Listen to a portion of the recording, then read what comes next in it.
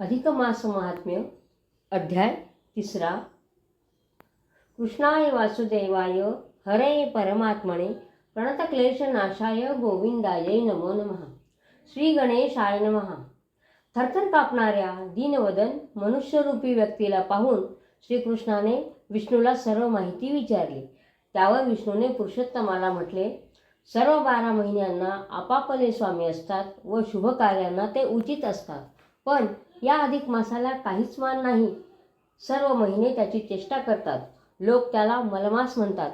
शुभ कार्याला तो वर्ज्य आहे, त्यामुळे तो फारच हीनदीन झाला आणि मला वैकुंठात शरण आला.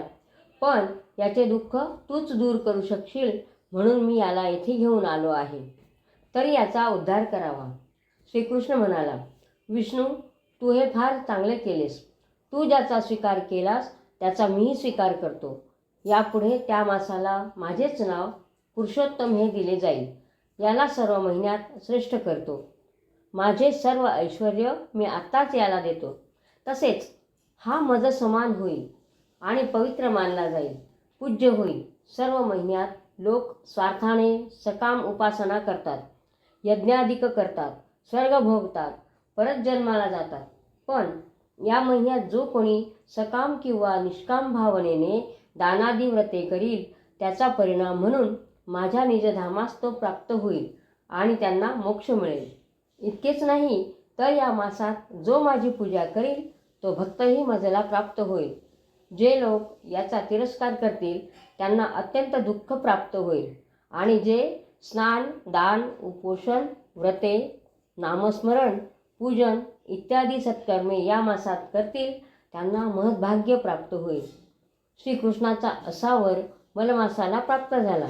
तेव्हा विष्णू परत जाऊन त्याला घेऊन वैकुंठात आले आणि अधिक मासाला त्याने वैकुंठात राहावयास स्थान दिले.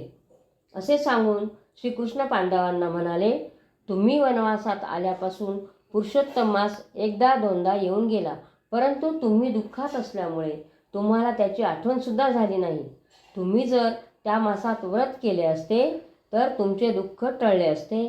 तसेच द्रौपदीच्या बाबतीत पूर्वजन्मी जी घटना घडली आहे त्यामुळे तिलाही खूप दुःख प्राप्त झाले. हे चरित्र मी तुम्हाला पुढील अध्यायात सांगतो. असे म्हणून श्रीकृष्णाने सांगण्यास सुरुवात केली. या ठिकाणी 3रा अध्याय समाप्त झाला. गोपाळ कृष्ण भगवान की जय.